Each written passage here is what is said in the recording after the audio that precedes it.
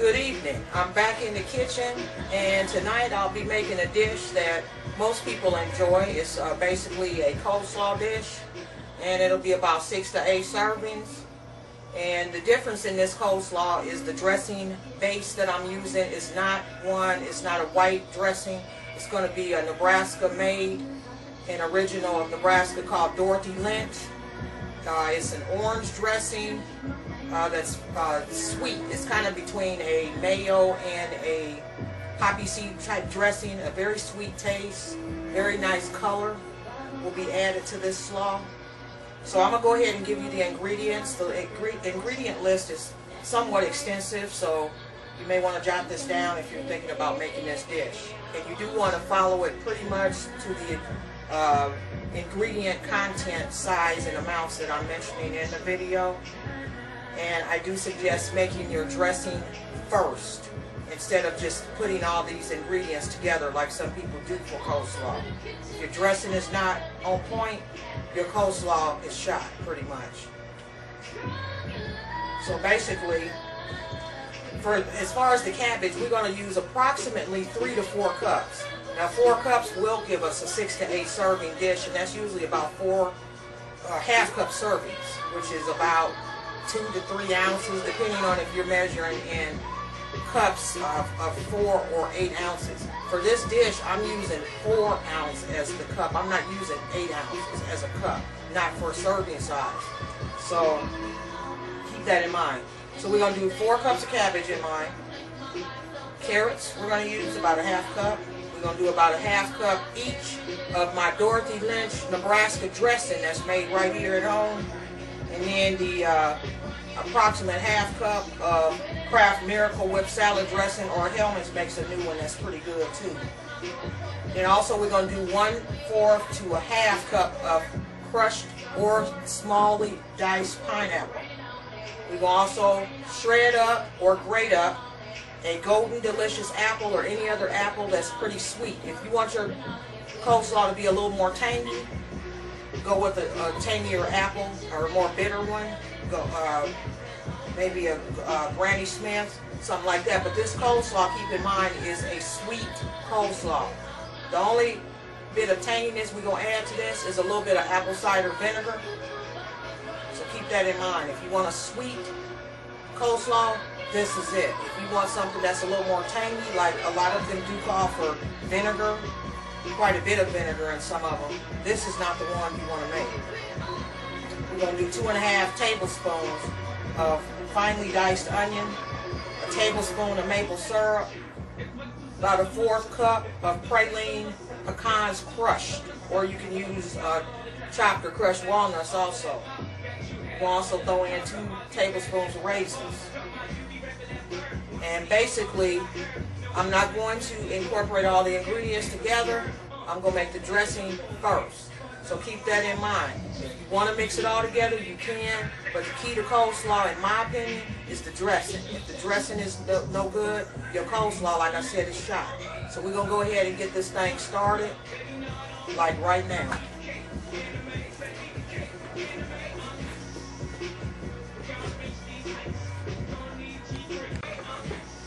Okay, now basically, here's my 4 cups of slaw. As you can see, I have really processed this down. I don't like real chunky coleslaw. I like creamy coleslaw, but I don't like my cabbage real thick. So basically, you can use either angel hair, which is what I prefer, but since they didn't have none, I just got some of this, and I just processed it down, so it's fine. Also, we'll go ahead and get with the ingredients here. So basically, as I mentioned, we have our cabbage. I already showed you that. Here's our half cup of carrots. As you can see, those are nicely, finely chopped up. Those were in the processor also. And basically, I'm using more carrots because sometimes those packaged slaws do not have enough carrots in there. And I like to add that for the color too. So that's what's up with the carrots. Okay. And then we have our praline pecans. These are crushed praline pecans. This is about a 1/4 cup right here. And that's equivalent, the 1/4 cup is equivalent to about 2 ounces, by the way. back to the carrots, a 4th cup of those is 2 ounces also, if you used to making stuff in ounces. And also we have our onions here, which is 2.5 or 2.5 tablespoons, which is approximately 1.5 ounces. Then we have our 1/4 cup or 2 ounces of crushed pineapple. That is drained well, by the way. You don't want all that extra juice because that's going to settle in your coleslaw. You don't want that. Then also we have our raisins going on right here, 2 tablespoons. Like I said, and then that 2 tablespoons is back to the 1 ounce if you want to convert it to ounces. Then we have our 1 teaspoon. And make sure I reiterate that, 1 teaspoon of apple cider vinegar. This is optional. This is a sweet slaw, but this will give it a little bit of a tang in there, but not much. And then we have our Miracle Whip, of course. That's going to be approximately a 1/2 cup. Nebraska's own Dorothy Lynch dressing right here. We're going to use about a 1/2 cup of that, maybe a little bit more, because that's going to be the foundation. We want that Dorothy Lynch all throughout this dish. And we got our Golden Delicious Golden Delicious apple, not a Granny Smith, but Golden Delicious ripe apple. And we're going to shred that up or grate with a grater.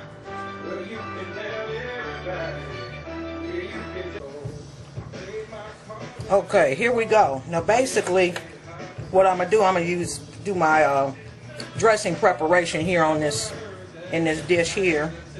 I'm going to use my scale instead of pouring these deals out, measuring them. So basically, we said about a 1/2 cup of Dorothy Lynch, which is about 4 ounces. And I went to 4.5, but that's alright. I'm going to go ahead and add my Miracle Whip now. It's approximately a 1/2 cup. Another 4 ounces, so we get up to about 8. And I'll stop that.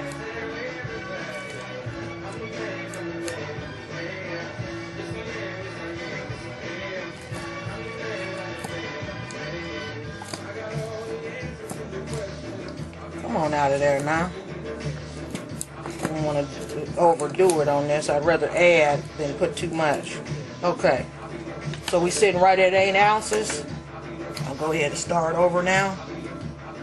Now we're going to go ahead and toss in our carrots, which I have this already measured out. And the carrots are 2 ounces or a 1/4 cup.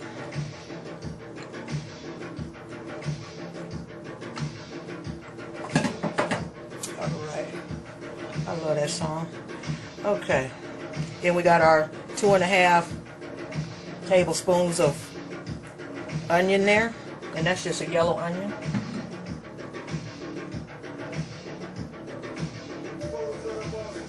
And we'll do our pineapple, 1/4 cup. At this point, I'm going to stir this up. Go ahead and take the scale from out there.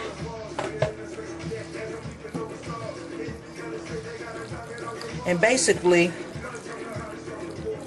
we just gonna mix this up like so.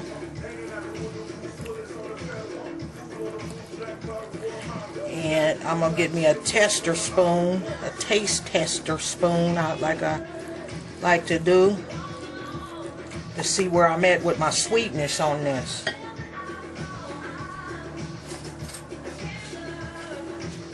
Like I say, these little spoons you get when you go out, get something to eat, they give you these little spoons. I keep them little spoons because they make great disposable testers. That's on point. Damn, that's good. I'm going to go ahead and add my maple syrup, and this is pure maple syrup. 1 tablespoon, remember that. Go ahead and do these raisins in there. 2 tablespoons or 1 ounce. Like I say, this is a sweet coleslaw. Go ahead and add my teaspoon of vinegar. That's going to give it a little tang. Go ahead and add my Golden Delicious apple in there. And that's just 1 apple. Just grate it up. I'm gonna only use half of the praline pecans right now because I want to put some of those on top of it. And go ahead and just toss this all together. And then we're going to incorporate this like right now. I'm going to give it one more little taste. Give me another spoon. I got a whole tons of these spoons. Okay.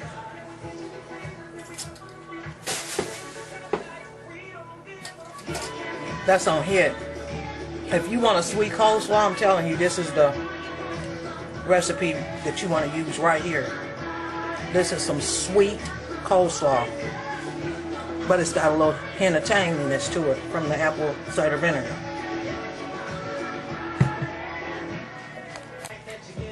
All right, go ahead and hit it up with the coleslaw now. As you can see, it's not very much carrots in there. There we go.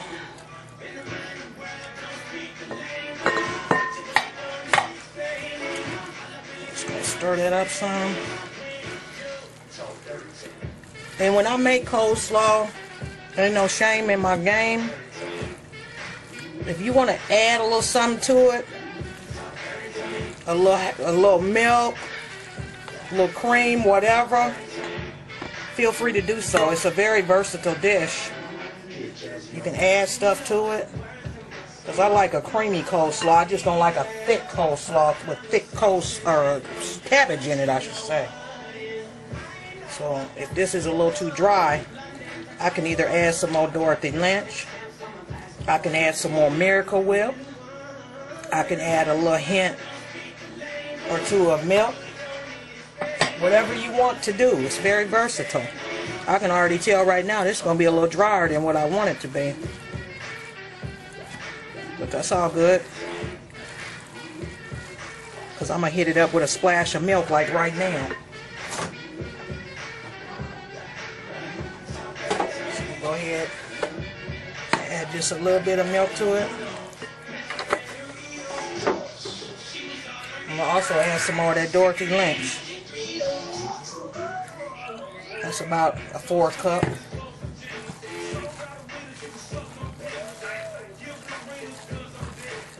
And when you get to start hearing it make that noise, that's when you know it's like, that's how I like to hear it.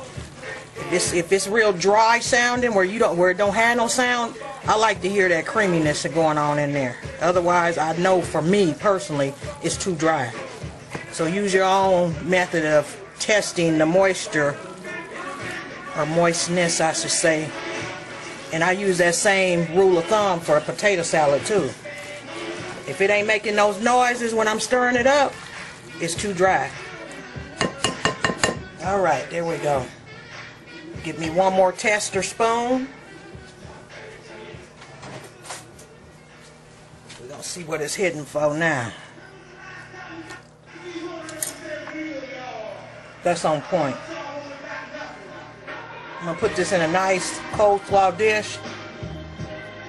We're going to put the rest of those praline pecans on the top and let that baby sit overnight and let it do what it do. Okay. Here we go. There it is. It's all jazzed up now. All I'm going to do is put the rest of these praline pecans on the top and let this sit overnight. If you really want to get jazzy with your slaw, you can put sour cream in it. Like I say, the walnuts, you can put paprika in it, whatever you want pretty much.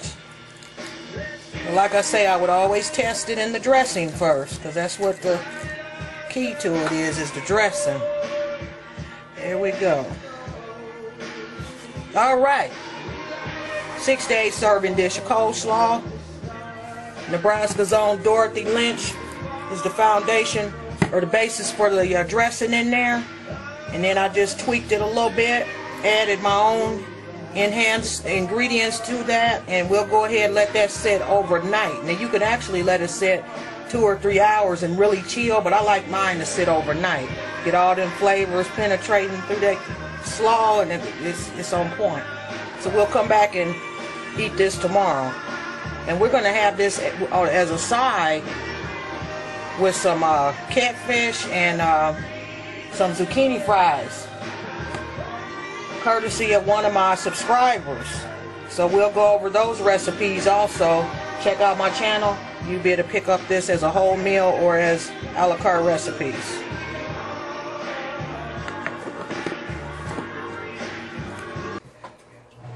Alright, here we go. This evening I'll be making a dish to accompany the coleslaw that I made earlier, and it will be fried catfish fillets with zucchini fries. And this recipe is courtesy of a subscriber and friend of mine now, Nikki out of Florida. And thank you, Nikki, by the way. Okay, first of all, we're going to have a dry ingredients mix. And this is going to be something like the breading for the fish and the zucchini fries. Basically, we're going to have to marinate our catfish in buttermilk, and I didn't measure this out because we're just going to pour just enough in there. After I tell you the other ingredients, we're going to pour just enough in there to cover the catfish. We're also going to marinate our zucchini fries in buttermilk, but we'll go over that once I do hit you with the dry ingredients here. So, first of all, for the dry ingredients, we have a tablespoon of onion powder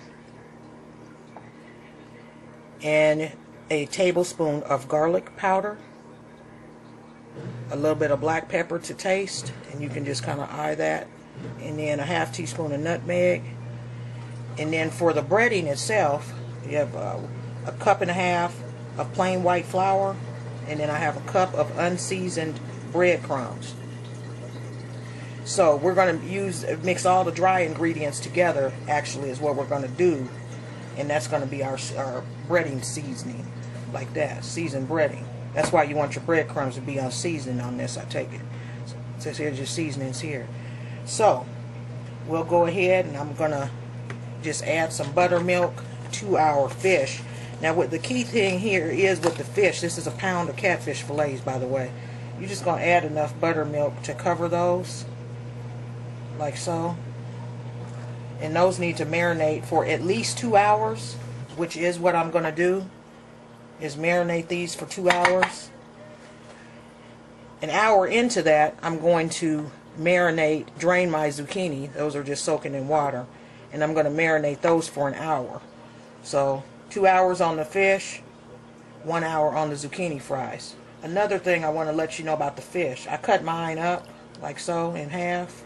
My fillets. It's about a pound altogether, which is about 3 servings, maybe 4, depending on how much fish you eat at one time. It'll be a 3-serving dish basically for myself.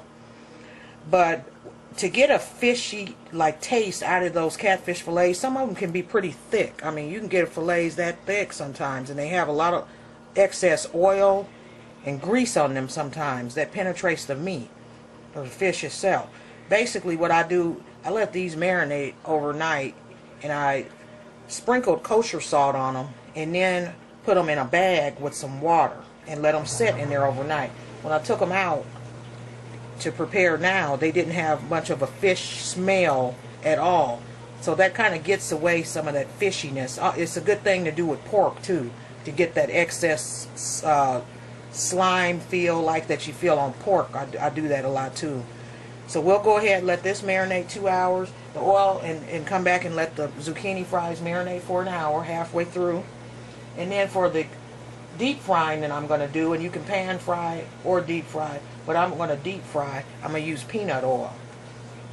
So we will come back once it's time to start our dry mixture, and I'll have that all ready to go. We'll mix that up in a bag, and then we'll dip our fish into it.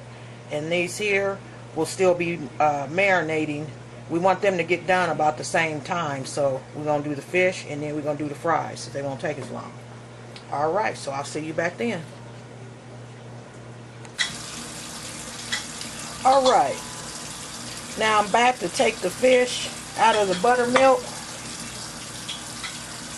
Basically, I'm going to put it in a colander. The reason you see these slits in this fish they call that scoring around here.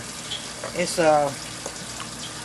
they do it a lot with larger fish like buffalo and carp. You take them and you buy them whole, and what they do is cut slits in it.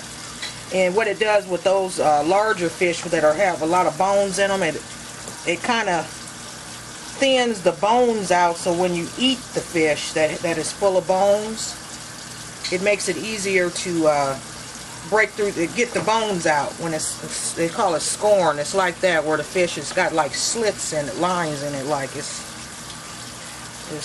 helps if you eat a fish with a lot of bones in it. But I personally don't mess with fish with bones in it. Got one bone too many, so I don't mess around. But needless to say, what I'm doing here is just kind of letting the buttermilk kind of drain a little bit of the excess in the colander. And again, this sat in the refrigerator about 2.5 hours. My zucchini is in there now, and it's just about, it'll be ready to come out. Actually, I timed it to where it'll come out in about 15 more minutes. So, we'll go ahead. And as you can see, right there, we had a little bit of runoff right there. We'll go ahead, I'm going to bread these up. And what I did with our dry ingredients, spot out. I mixed them all together really well. And I'm going to use this to season the fish. I'm going to dip it in there, batter it up real good, like they do at the fish house where I used to work.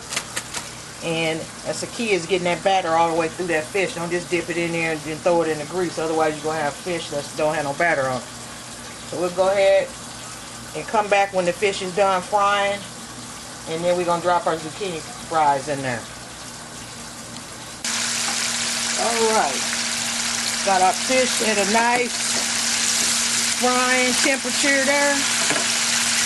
That's why I like deep frying, because you can get a lot of these babies in there. See that little looking like that? See what it's hitting for. There you go. Nice, and we want these to be golden brown. Alright.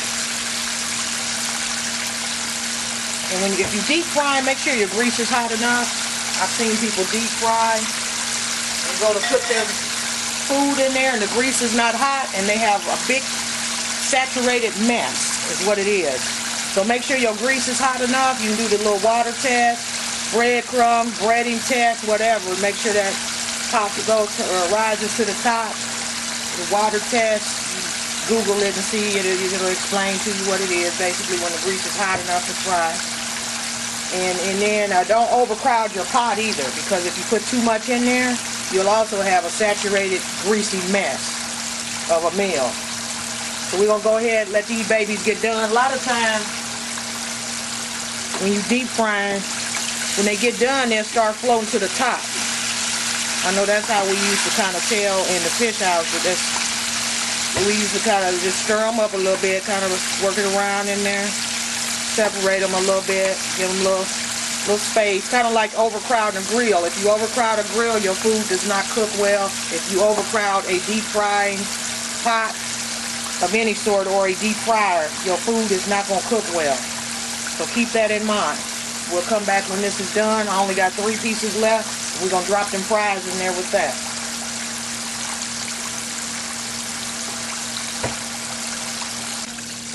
Alright. Well, I think this is about ready to come out. Now, some people like their fish real crispy. If you do, ain't nothing wrong with leaving it in there. You got to take a fork and test it. Like this here, that's just right. You don't want it falling all down and tearing up. That's just right. You want it crispier, real crunchy, leave it down in there. Like that there, baby. I think I'm going to leave that one in there a little bit longer. But see, some of them are thicker than others, some are thinner than others. I know that little piece there, that's going to come on out of there. See, nice and golden brown. And that's got the breadcrumbs in there. Remember we did the breadcrumbs, we seasoned the flour and the breadcrumbs with our nutmeg, onion powder, garlic powder, and pepper. And then a little bit of salt too. And actually, I didn't put no salt in here, but you can put that in there if you want to. I didn't put no salt in here because I could eat it just like it is. I like those seasonings, so I don't really need no salt.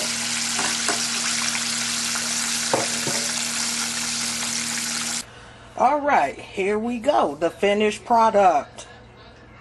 Basically, we have our fish here. As you can see, nice and golden brown. We have our zucchini fries here, as you can see, nice and golden brown. And we have our Dorothy Lynch coleslaw here in the middle, in a shot glass with an afro. So basically, that's a skeleton shot glass. That's tight. It's like a skeleton, and it's got the praline pecans on top, like a fro. That's what I'm talking about. But go ahead and dig into this. I want to thank Nikki for suggesting and offering this recipe to me. It is very good. And I want y'all to hit up y'all kitchen and go check it out.